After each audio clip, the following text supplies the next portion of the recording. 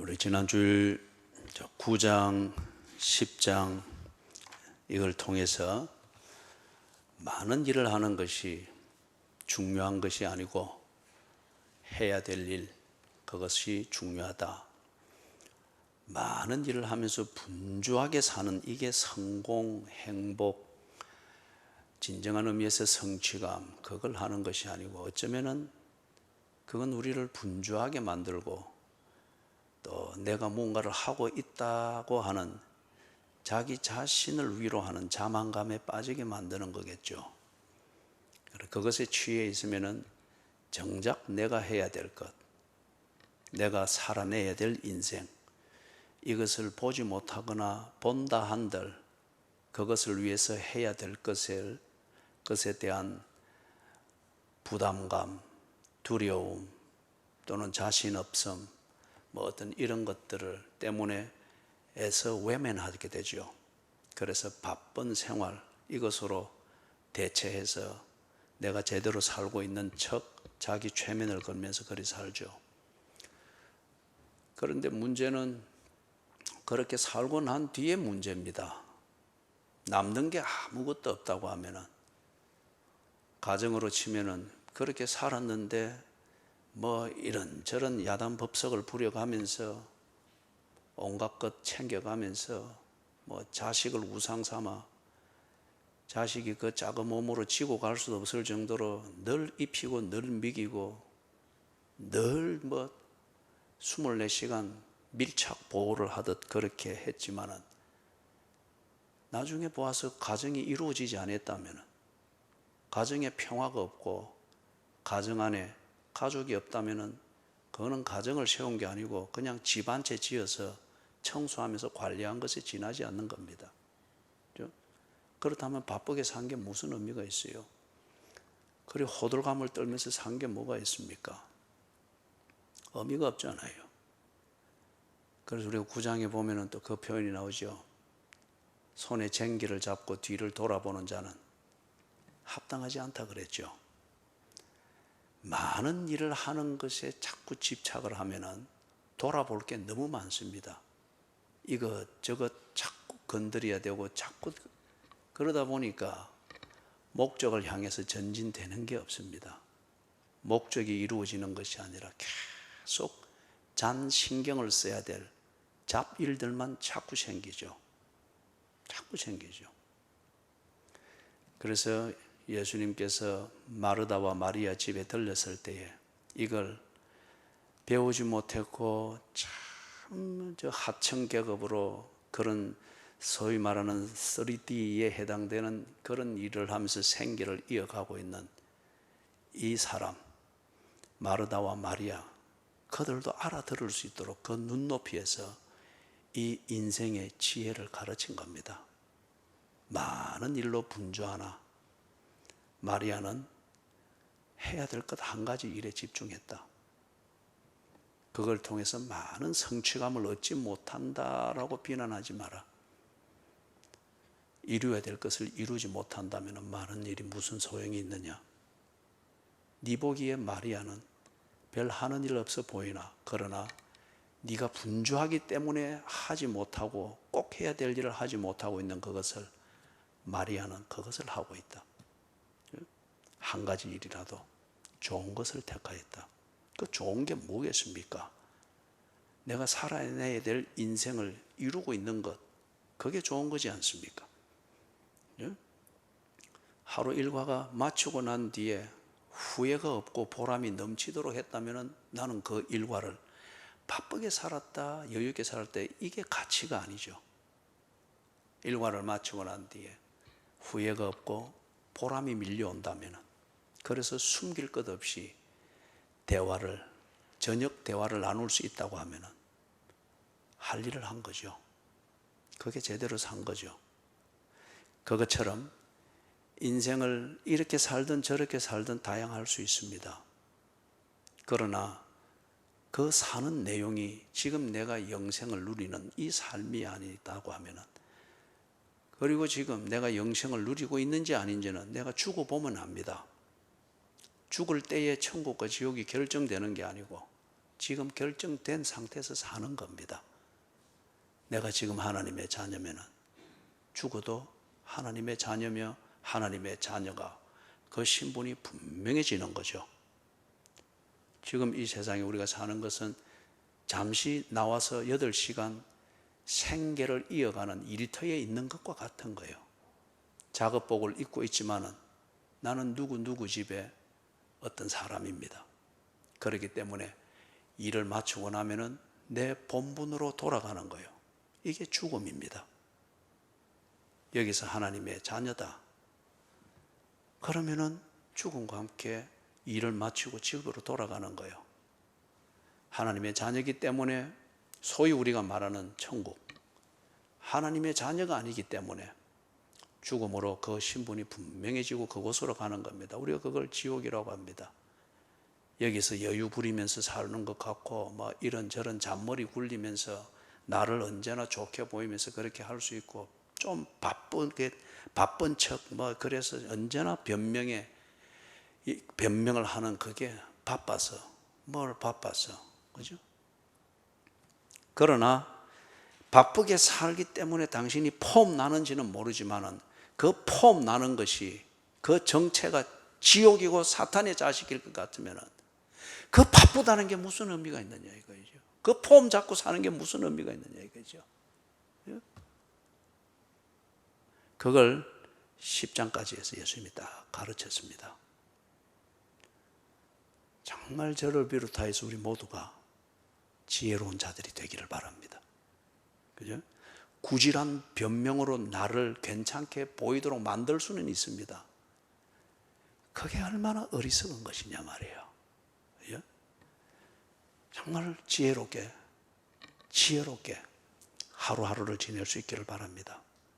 그래서 이걸 이어서 예수님이 11장에서 그 지혜를 가지고 사는 삶이 이런저런 것에 흔들리지 아니하도록 무지함 때문에도, 그리고 예수님이 광야에서 시험 받으시듯 우리의 삶의 일상의 현장은 시험 장소와 같잖아요.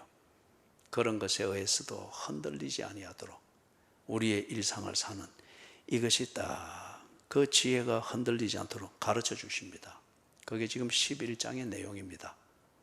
그 중에서 먼저 기도에 대해서 가르치죠. 제자 중 한 명이 예수님께 이제 물어봅니다. 가만히 예수님과 지내다 보니까 예수님은 늘 아무리 바쁜 하루 종일 따라다니다 보니까 예수님의 일상이 너무 바쁜 거예요.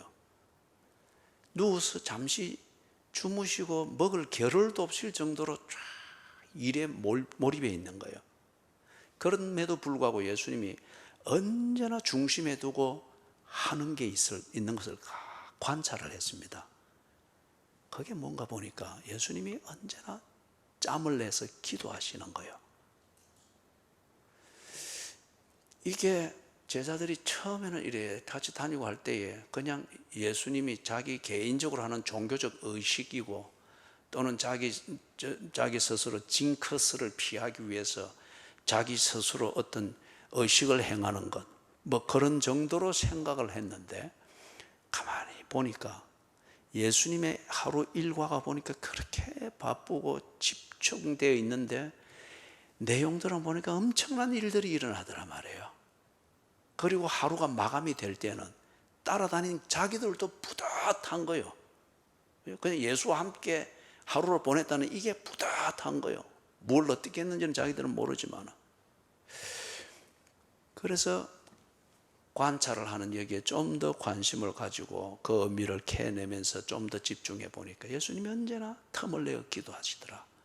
그런데 그 기도를 가만히 들어보니까 유대인들이 전통적으로 하는 기도든지 아니면은 바리새인들이 종교적 습관을 따라서 경건하고 신비하게 보이는 이 분위기를 풍기면서 하루 3번씩 다 정한 시간에 신비하게 그렇게 신비한 소리들을 내면서 기도하는 것, 이것하고는 전혀 다르더라 이거요. 예수님이 기도하는 그 형식이나 분위기에서는 그런 신비하고 뭐 이런 거는 없는데, 그런데 가만히 들어보고 또 관찰을 해보고 이렇게 1년, 2년 지나다 보니까 예수님은 뭔가 하나님과 개인적인 얘기를 하고 있는 거예요. 이걸 느낄 수가 있는 거예요. 그래서 이 점에 와서 제자 중에 한 명이 예수님께 기도를 마치고 그들에게 오는 예수님에게 부탁을 한 겁니다. 우리에게도 기도를 가르쳐 주십시오. 그래, 이 요구가 생뚱맞은 것이 아니고 그게 그 당시에 유대 사회에서는 이게 풍습이었습니다. 그런데 지금 예수님과 12명의 제자들이 함께 지내는 지가 1년이 넘어가는데도 예수님은 그걸 안 하는 거예요. 예수를 대부분의 사람들이 메시아로 알고 이렇게 지금 섬기고 관심을 가지는 것이 아니고 가르치는 게 특별하고 또 그분이 이루는 일들이 놀라운 일들이 너무 많단 말이에요. 그리고 그 예수를 만나면은 사람들이 바뀌는 거예요. 그게 뭐 예수를 믿었다, 그래서 거듭났다, 이런 것은 사람들이 모릅니다. 그런데 바뀌는 거예요. 그러다 보니까 사람들은 이 예수를, 바리새인과 같은 이 사람들은 예수를 이교도로, 그래서 사람들을 정통 종교 유대교로부터 이렇게 오도해 나가는 사이비 교주 정도로 그렇게 막 몰아가고, 서민들은, 대부분의 보통 사람들은 예수를 아주 뛰어난, 그리고 새로운 것을 우리가 알아들을 수 있도록 가르쳐주고 본을 보여주는 랍비라고 존경을 했어요. 랍비. 유대인 사회에서 선생 대접을 받는 것은 랍비들이었습니다. 그래서 예수도 그들이 그렇게, 보통 사람들은 그렇게 존중을 했습니다. 근데 랍비들은 자기를 따르고 자기에게 배우는 이 제자들에게 기도를 가르쳐 줍니다. 그렇기 때문에 랍비마다 자기 제자들에게 가르쳐 주는 기도의 내용과 기도문이 각각 조금씩 다 달라요. 그래서 예를 들어서 우리 김 지사님이 이런 기도를 하고 이런 시간에 기도를 한다. 그러면 이 사람은 이 랍비의 제자구나. 그 특징을 가지고 그렇게 알 수 있는 그겁니다. 일종의 배지와 같은 거예요. 그런데 예수는 그렇게 인정을 받고 관심을 몰고 있는데도 불구하고 예수는 그런 걸 안 가르쳐 주는 거예요. 그래서 지금 이 제자가 세례 요한입니다. 세례 요한은 제자들에게 기도를 가르쳐 주는데 왜 예수님은 세례 요한보다 더 지금 이름이 나고 화제의 인물이고 그 가르침에 많은 사람들이 감동을 받고 하는데 예수님을 따라다니면서 배우려고 하는 우리에게는 왜 우리가 예수의 제자라고 하는 것을 대번에 알 수 있는 그런 기도를 안 가르쳐 줍니까? 우리에게도 기도를 가르쳐 주십시오. 그걸 지금 요구하는 겁니다. 생뚱맞은 요구가 아니고 유대 사회에 기도와 관련되어진 그 전통에서 지금 예수께 드리는 그 부탁입니다. 그 요구입니다. 유대인들의 이 기도의 전통, 앞에서 쭉 늘어서 이야기하는데 간략하게 요약하면 이거예요. 유대인들의 기도의 전통 중에는 예를 들면 특히 바리새인들이 사용하던 그 기도의 전통 중에는 18기도 문이 있습니다. 18기도문. 이게 큰 두루마리 18개로 됐던 이 어미보다도 18개의 조항이 들어가 있는 이 기도문이 있습니다. 이걸 가지고서 그들이 언제나 어떤 사람은 이것을 늘 외우는 것으로 기도로 대체하고 있는 것이 있죠. 어떤 사람은 이걸 보면서 그것을 안내서로 삼아가지고 그것에 근거해서 자기의 기도를 합니다. 다른 말로 하면은 유대인들은 개인 기도 생활이 있었고 이 개인 기도 생활하는 데 있어서의 표준 기도문이 있었습니다. 그것에 근거해서 그들이 늘 기도 생활을 했고 기도라고 하는 이게 올바른 기도다, 이건 틀린 기도다 판단하는 그 전통이 있었다는 거예요. 그리고 이 유대인들은, 특히 바리새인들은 하루 3번 정한 시간에 기도를 합니다. 다니엘이 옛날에 그래 했죠. 어쩌면 이게 그 전통의 기원이 됐는지 모르겠습니다. 그래서 3시, 6시, 9시 유대인들의 시간 단위로 하루 3번 기도했습니다. 유대인들의 시간이 나오면 거기에 6을 더하면은 우리나라에서 사용하는 시간과 똑같습니다. 3시 오전 9시에 기도했습니다. 6시 12시에 기도했습니다. 9시 오후 3시에 기도했습니다. 그래서 유대인들의 시간 개념에서 오전 9시는 해 뜨는 시간으로 간주하고 일과가 시작되는 시간으로 간주해서 9시에 했고, 12시 하루의 중간입니다. 그리고 3시 하루 일과를 마치는 시간. 그렇게 해서 하루 3번 그렇게 기도하는 것이 유대인들이 말하는 경건의 표준입니다. 그 경건을 말할 때 기도 생활이 반드시 들어가는데, 경건한 자의 기도 생활은 하루에 3번 정한 시간에 기도하는 것, 이것을 그들이 전통으로 여겼습니다. 그 다음에 랍비들의 전통 앞에서 이야기했습니다. 랍비마다 이것에 근거해서 랍비마다 특징 있게 기도를 제자들에게 가르쳤습니다. 그 기도문과 기도 생활을 가지고서 이 유대인들의 전통을 각 랍비의 제자들의 특징을 살려서 그렇게 기도 생활을 한 겁니다. 그러면 이 제자의 질문은 그거죠. 예수님, 그럼 우리는 어떻게 기도해야 됩니까? 예수의 제자인 우리는 무엇을 기도해야 됩니까? 이걸 묻는 것과 같아요. 오늘 현대교회 교인들이 기도를 해야 되겠다는 갈증을 느낄 때 당연히 가지는 질문이죠. 그래서 기도하라 이렇게 하면은 모여서 식사를 한다 하게 될 때에 어느 근사님 기도하십시오. 그러면 대번에 당황합니다. 또는 제가요 뭐 조금 우물쭈물, 그죠? 아직까지 우리가 이 기도에 대해서 뭔가 잘못 알고 있는 겁니다. 2절에서부터 4절에 예수님께서 이 기도를 가르쳐 주십니다. 우리가 잘 알고 있는 것, 주기도문, 이 제목을 가지고서 이 내용을 알고 있죠. 마태복음에 이 주기도문이 나옵니다. 우리가 기도할 때에 사용하는 주기도문의 문은 마태복음에 있는 그 기도문을 표준으로 하여 사용하고 있습니다. 누가복음에서 나오는 이것은 조금 표현이나 아니면 단어가 조금씩 차이가 있습니다. 이것 가지고 성경이 같은 걸 말하는데 왜 이렇게 다르게 되어 있나? 그렇기 때문에 성경은 지어내 그리 볼 필요는 없습니다.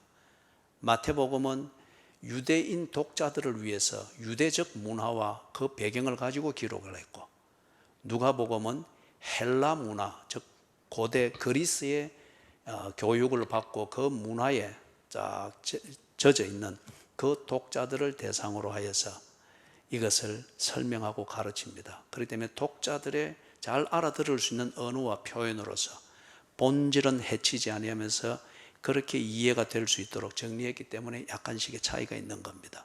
본질에는 아무 문제가 없습니다. 자, 그래서 이 주기도문이라 우리가 일컫고 있는 이것을 예수님이 그들에게 말하는데, 이거는 지금 이걸 우리가 천주교나 아니면 다른 종교에서 신에게 기도한다 하는 이 공덕을 쌓기 위해서 기도하죠. 그럴 때에 이 기도문이라고 하는 것, 이것을 외우죠. 100번 외우면 기도의 공이 이만큼 쌓이고 1000번을 외우면 이만큼 쌓이고, 그렇게 해서 티베트 불교 같은 데는 그냥 지나가면서 기도문 적어 놓은 거, 그런 것들을 지나가면서 그냥 한번 스르르 흔들면 이게 뱅 돈단 말이에요. 한 바퀴 돌면은 기도 한 번 한 게 되는 거예요. 그래서 빙 치면은 이게 막 한 서너 바퀴씩 휙 돌아가면은 기도 공덕이 그만큼 쌓인다는 거예요. 그게 그들의 기도하는 것이죠. 그래서 이제 이런 주기도문을 그런 용도로 쓰라고 예수님이 지금 가르친 게 아니에요. 랍비들이 가르친 것도 그런 용도로 쓰라고 가르친 게 아닙니다. 그런데 사람들이 가면서 그런 용도로 오용을 하게 됐죠. 예? 그리고 특히 또 이 천주교인들은 보면은 이 항상 묵주 같은 것을, 큰 것도 있고 작은 것도 있고, 늘 이걸 한 몇 엽씩 돌리면서 한 몇 엽 돌릴 때에 기도문 하나를 외운 겁니다. 그렇게 해서 공동을. 그런데 뭘 기도하는지, 왜 그 기도를 하는지, 누구에게 내가 기도하는지 이것에는 관심이 없어요. 공덕을 쌓는 거예요. 그게 종교에서 말하는 기도입니다. 그런데 그렇게 해서는 안 된다는 것을 예수님이 지금 이 기도의 문을 예를 들면서 가르치는 거예요. 뭘 가르치고자 하는가? 첫 번째는 이 주기도문의 내용에서 볼 때 내가 누구에게 기도하고 있는가? 기도하는 나는 누구인가?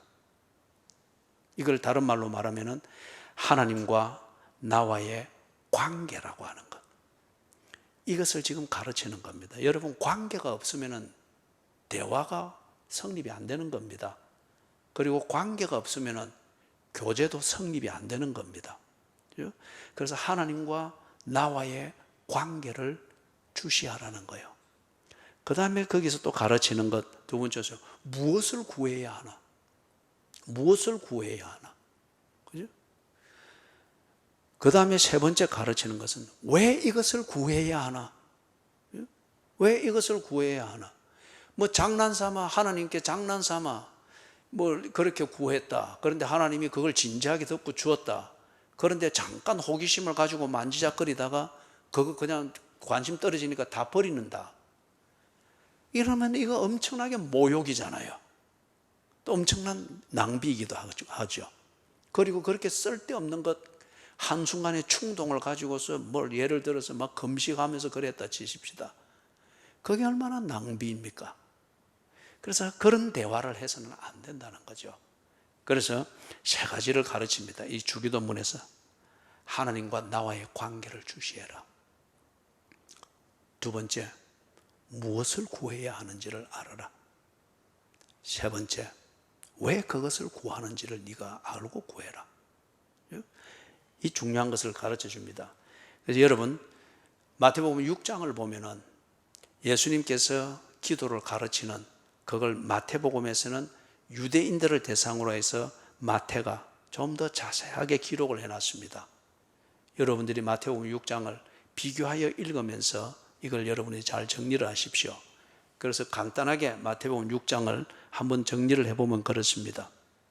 마태복음 6장에서 예수님이 처음에는 경건히 무언가를 가르치는 거예요. 구제하는 것, 기도하는 것, 금식하는 것, 그리고 헌금하는 것. 이게 유대인들의 전통에 있어서 경건한 자의 가시적인 표시가 되는 겁니다. 경건한 자다, 경건의 생활을 한다 하면서 이 네 가지를 그 사람이 규칙적으로 못하고 있다면 그는 가짜가 됩니다. 구제, 정한 기도, 금식, 그리고 헌금. 이게 하늘의 보물을 쌓아두라 하면서 이렇게 나오는 그거다 말이에요. 그런데 거기서 보면은 예수님께서 경건한 자의 진정한 경건의 표시로서 기도하는 것, 그걸 가르치기 전에 뭘 가르친가? 그들이 경건한 자의 표시로서 기도한답시고 하는데 중언부언하는 거예요. 그 다음에 사람에게 보이기 위하여서 외식적으로 기도를 하는 거예요. 그렇다면 이거는 하나님과의 관계하고는 상관이 없는 종교적 염불입니다. 종교적 주문을 외우면서 공덕을 쌓는 것이 지나지 않는 거예요. 그리고 이걸 이용해서 사람들이 나를 참 경건한 자다라고 칭찬해주고 그 존경을 받기 위해서 사람 낚시질하는 것이 지나지 않는다는 거예요. 그래서 중언부언하지 마라. 사람에게 보이려고 기도하는 것 이용해 먹지 마라. 다시 말해서 앞에서 이야기했던 것처럼 뭐 몇 명이 모여서 식사할지라도 어느 권사님 좀 기도하십시오. 그걸 하면 아이고 내가 어쩌고 그리 말하는 것이 다 그런 의미는 아니겠지만 대개는 사람들 듣기에 창피하다는 거예요.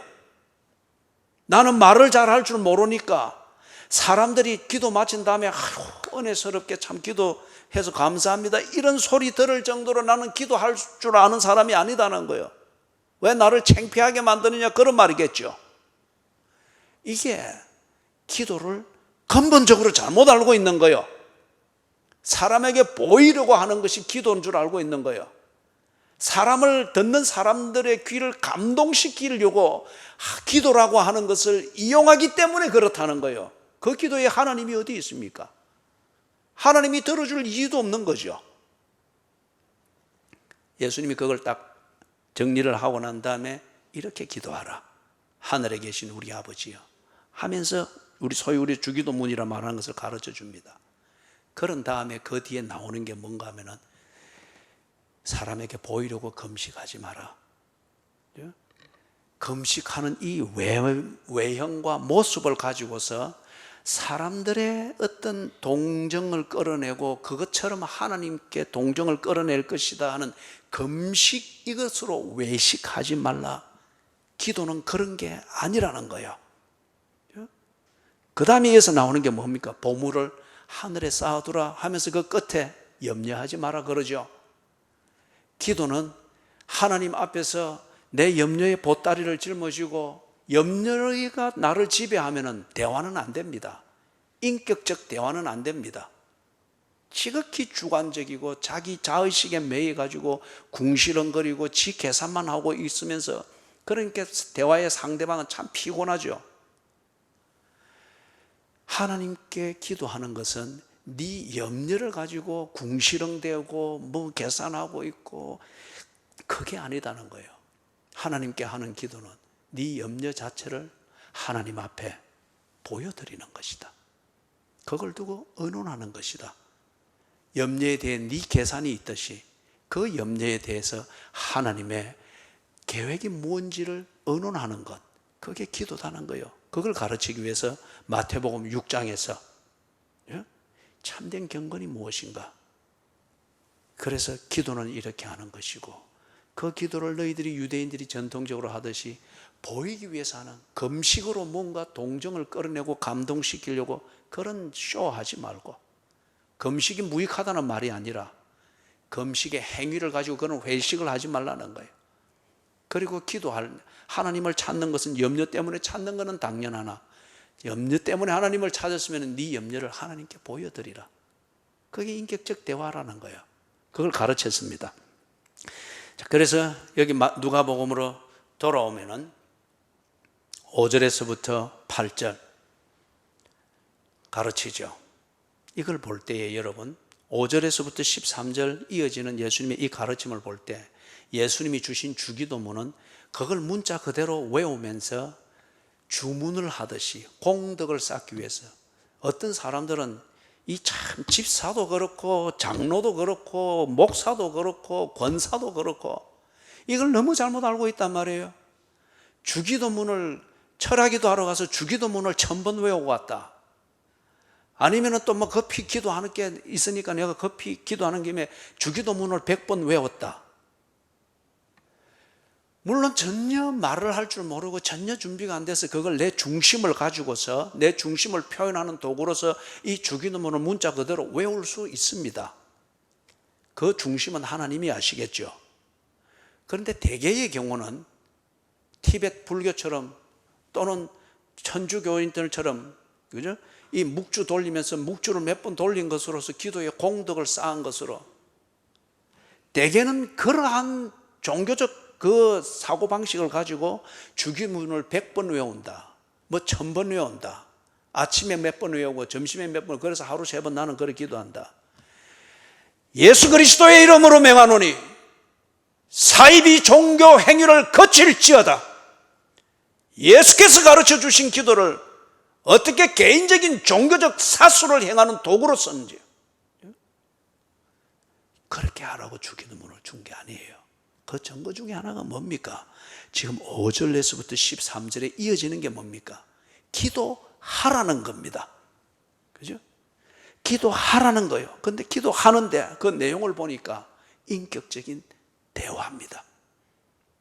이 인격적인 대화, 이걸 위해서는 주기도문에서 가르쳐 주신 것처럼, 샘플에서 가르쳐 주신 것처럼 하나님과의 관계를 중시하면서 존중하면서 대화를 만들어 가라.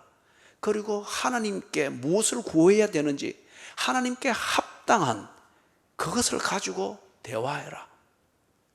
그리고 네가 이것을 왜 구하는지, 장난치나?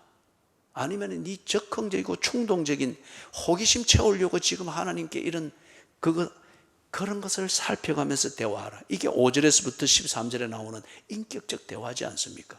그렇기 때문에 주기도문은 내가 무엇을 왜 어떻게 하나님께 대화해야 되는지를 가르쳐주는 샘플이며 안내문과 같아요. 그죠? 안내문과 같습니다.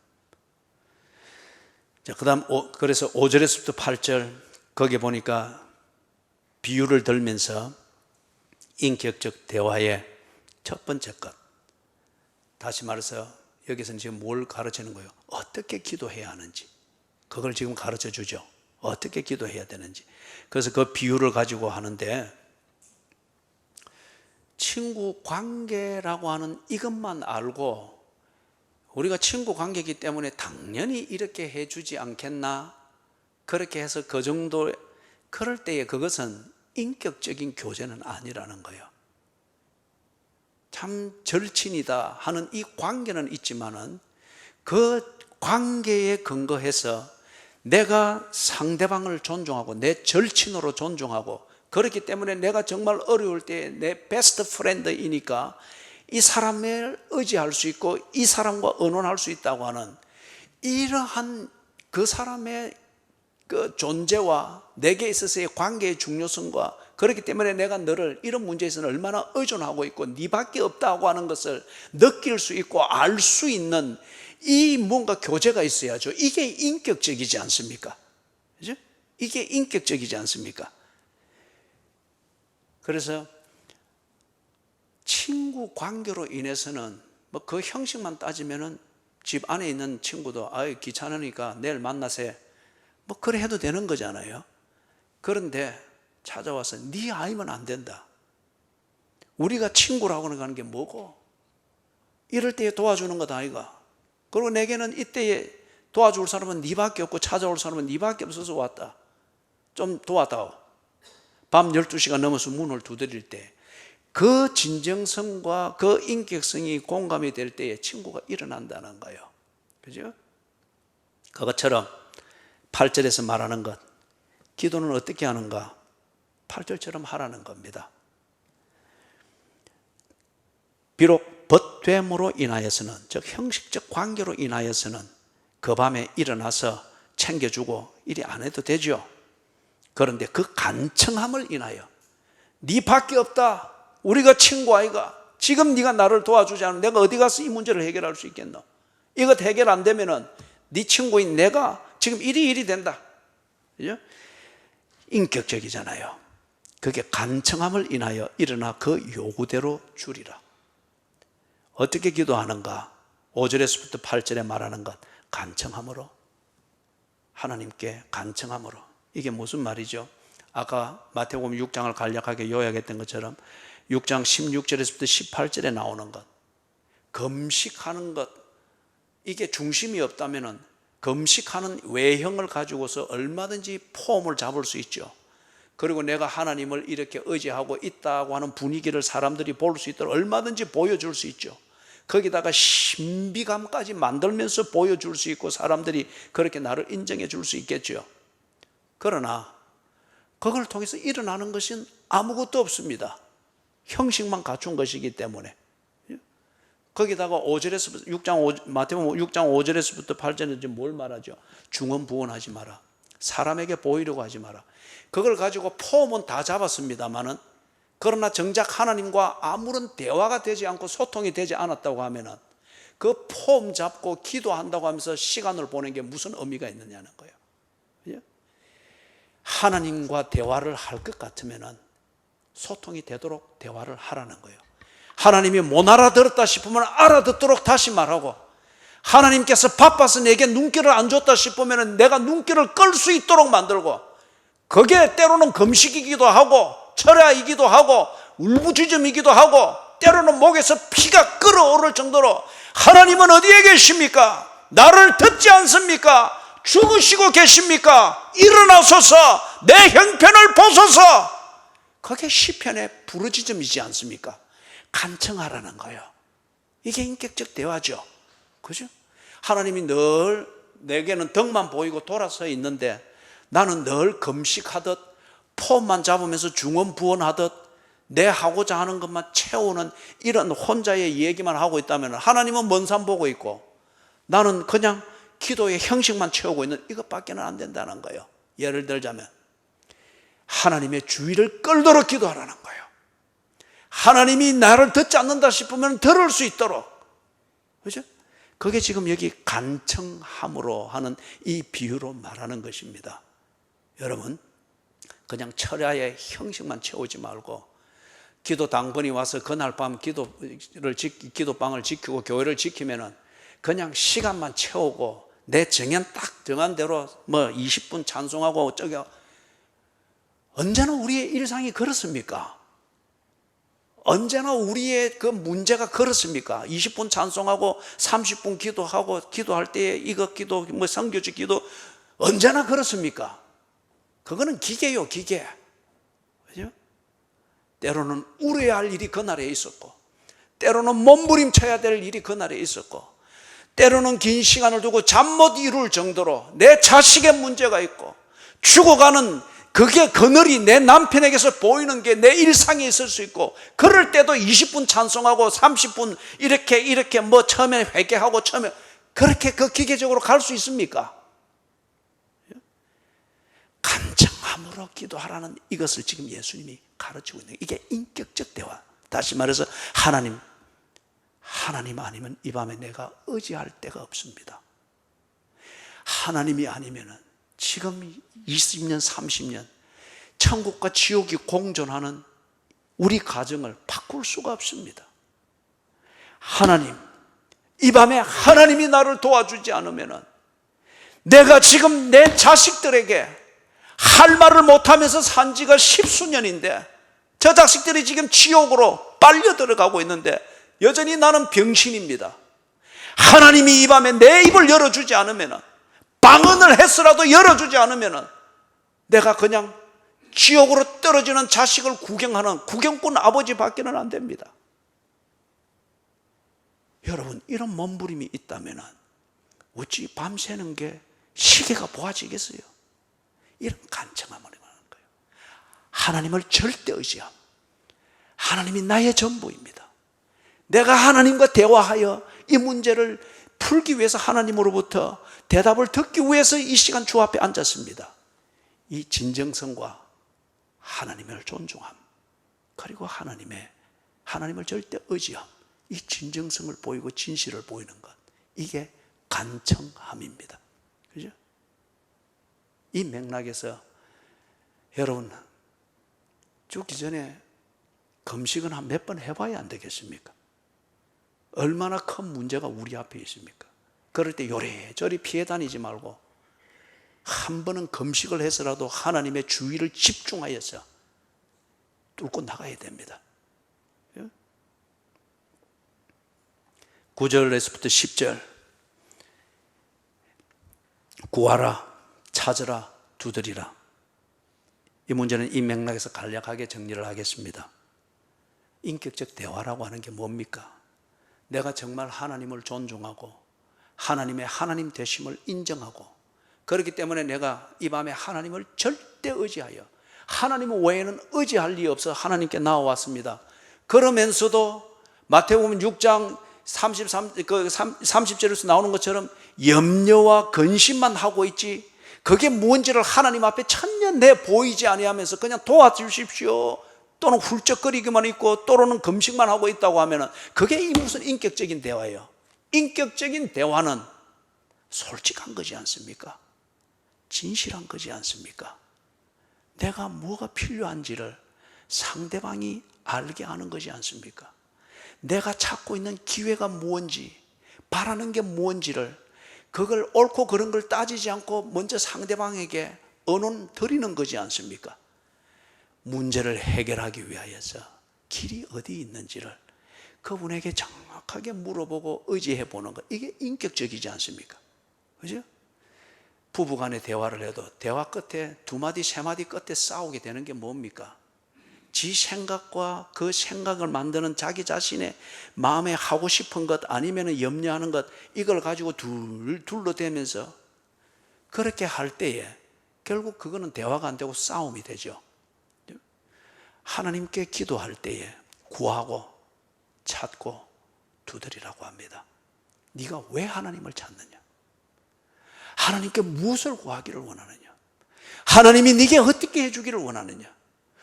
뭘 구하느냐? 뭘 갖고 싶으냐? 이 문제예요. 찾으라. 네가 어떤 기회를 지금 기다리고 있느냐? 어떤 기회를 바라고 있느냐? 하나님께 물어보라는 거예요. 두드리라. 문제를 해결하기를 원하느냐? 도망갈 것 같았으면 피할 것 같아 아예 기도 자리에 나오지를 아니했겠죠. 문제를 해결하여 전진하고 싶으니까 하나님께 두드리는 거예요. 네가 정말 이 문제를 해결할 의지가 있느냐? 해결이 되면 그 길을 가겠느냐? 하나님께 두드리라는 거예요. 이게 인격적인 대화입니다. 솔직함이죠. 그래서 마태복음 6장 19절에서 34절이 이걸 구체적으로 보여주는 겁니다. 보물을 하늘에 쌓아두라. 땅에 쌓아두지 말아라. 이게 하나님께 진솔하게 내 염려 보따리를 풀고 하나님 나는 이게 정말 이 재물 때문에 이만큼 있어야 됩니다. 그런데 이걸 이렇게 하니 그 문제를 진솔하게 내놓고 재물을 구하고 기회를 찾고 문제를 해결하는 길을 하나님께 물으며 대화를 하라는 거예요. 염려만 하지 말고. 11절에서부터 13절 여기서 지금 보여주는 게 뭐죠? 기도는 하나님과 인격적 대화라고 하는 것을 가르쳐 줍니다. 하나님과 인격적 대화를 하는 것, 즉 하나님과의 이 관계에 근거해서 이 관계 위에서 나누는 교제의 그 꽃이 뭐죠? 대화지 않습니까? 이게 바로 기도라고 하는 것을 예수님이 다 알기 쉽게 가르쳐 주는 겁니다. 하나님이 거기 계시지 않는 것 같으면 우리의 기도는 연불과 다를 바가 없을 거예요. 하나님이 거기 계시되 내 기도에 귀를 기울이고 반응하지 않는 것 같으면 나는 하나님 앞에서 재주 부리는 그러한 종교적 꼭두각시에 지나지 아니할 거예요. 그죠? 그런데 지금 딱 유대인들이 그런 식으로 기도를 오해하고 그렇게 오도해 나가니까 예수님이 이걸 딱 알기 쉽게 가르쳐 주는 거예요. 기도는 하나님과 나누는 인격적 대화이다. 하나님은 그 기도를 들으시며 하나님은 거기에 계시며 그리고 하나님은 그것에 대해서 반드시 반응하신다. 이걸 지금 11절에서부터 13절 여기서 비유를 들어서 말씀을 하지 않습니까? 정리를 하면은 그렇습니다. 기도는 하나님과 하나님의 자녀 사이에 서로 말하고 하는 말을 듣고 그것에 대해서 내가 해 주어야 되거나 해 줄 수 있는 것, 이것을 기꺼이 약속하고 시행하는 것, 그게 기도입니다. 이걸 좀 어려운 표현으로, 기도는 하나님과 하나님의 자녀 사이에 나누는 인격적인 대화입니다. 기도는 연불이 아닙니다. 기도는 공덕을 쌓는 종교적 주문이 아닙니다. 기도는 내 염려를 해소하기 위해서 종교적인 행위를 하는, 그래서 내 카타르시스를 만드는 그런 종교적 주술 행위가 아닙니다. 기도는 하나님과 나누는 대화입니다. 그렇기 때문에 여러분, 이걸 보고 뭐라 그럽니까? 복음이라 그래요. 마지막 문장을 위해서 이 두 가지를 한 번 더 짚고 마지막 문장으로 마무리를 하겠습니다. 10절을 보면은 하나님이 반드시 응답하시죠. 하나님이 거기 계시기 때문에 그렇습니다. 듣고 있기 때문에 그렇습니다. 그리고 나를 자녀 삼으신 아버지이기 때문에 반드시 대화를 들으시고 대화에 대해서 하나님이 하실 일에 대해서 반응하십니다. 그 다음에 두 번째는 13절 거기서 보는 것처럼 하나님은 응답하시는데 내가 원하는 대로 맞춰주는 것이 아니고 내게 좋은 대로 응답해 주십니다. 이거는 정말 중요한 차이입니다. 우리가 자식을 키워도 이렇게 키워야죠. 그런데 오늘 현대 가정에 이 자식을 키우는 우리의 방식이 자식이 원하는 대로 해주려고 합니다. 그렇게 해서 우리가 지금 이 사회가 제가 볼 때는 우리가 다 망쳐가고 있습니다. 의식이 없습니다. 시민들에게 의식이 없습니다. 도덕적 책임을 지는 이 자세가 없습니다. 원하는 대로 다 해주기 때문에. 그렇게 못 해주면 부모들이 언제나 죄인이 돼서 미안해, 잘못해. 이 사회에 부모가 없어지고 있단 말이에요. 부모 노릇하는, 부모 역할을 하는 자식들의 종들이 자꾸 생길 뿐이죠. 종들은 뭘 하는 게 종이죠? 주인이 원하는 대로 해주는 겁니다. 그게 좋은 건지 나쁜 건지 옳은 건지 틀린 건지 그거는 아무 문제가 안 돼요. 종이 편하려면 주인이 원하는 대로만 해주면 됩니다. 하나님은 종교적 귀신이 아닙니다. 그렇기 때문에 종교적 주술을 행하고 공덕을 쌓는 자가 원하는 대로 해주는, 그리고 제밥을 얻어먹는 귀신이 아니에요. 하나님은 주인이십니다. 아버지이십니다. 자식에 대해서 책임을 지는 아버지이십니다. 그렇기 때문에 하나님은 그 자녀가 언론해 올 때 자식에게 좋은 대로 해주는 게, 원하는 대로 해주는 것이 아니고 자식에게 좋은 대로 해주십니다. 그걸 지금 13절 누가복음에서는 성령을 주신다고 합니다. 여러분, 지금 우리가 수요일 날 성령의 사역에 대해서 계속 공부를 하고 있죠. 그 중에 대표적인 것 중에 하나가 갈라디아서 5장 22절 23절을 보면은 성령께서 하나님의 자녀를 돌보고 양육하는 것 때문에 하나님의 자녀가 어떻게 변해갔습니까? 거기서 9가지 열매로서 표현을 하고 있지 않습니까? 사랑과 희락과 화평과 양성과 자비와 충성과 온유와 절제와 오래 참음. 이게 인간으로 되는 게 아니지 않습니까? 그런 때 이런 성품, 이런 열매를 맺을 수 있는 내용 있는 삶을 살 때 가정이 지옥 되겠습니까? 부모 자식 간의 관계가 지옥과 천국으로 나누어지는, 그리고 부모는 자식의 종로로 타다가 그렇게 해서 자식은 지옥으로 보내고 지는 겨우겨우 천국으로 들어가는, 이런 게 되겠습니까? 그럴 리가 없죠. 하나님은 자녀와의 대화, 기도를 통해서 반드시 응답하십니다. 응답하시되 원하는 대로 해줘서 비위를 맞춰주는 것이 아니고 그 자녀에게 좋은 것을 주신다. 그 좋은 것, 이걸 대표하는 게 뭐냐? 성령을 주신다, 이렇게 표현한 거예요. 하나님의 영이 우리 가운데 머물며 우리를 통치하시고 다스려 주실 때에 우선은 불편한지 모르나 내 잘못된 습관을 고쳐나가는 동안은 불편하죠. 그런데 그것이 고쳐지는 것을 통해서 사람이 사랑, 자비, 양선, 충성, 온유, 오래 참음, 희락, 화평, 이것을 만들어내는 사람이 된다는 거예요. 좋은 대로 응답해 주신다. 말씀을 맺습니다. 여러분, 이것이 복음입니다. 기도할 수 있다고 하는 것, 이게 복음입니다.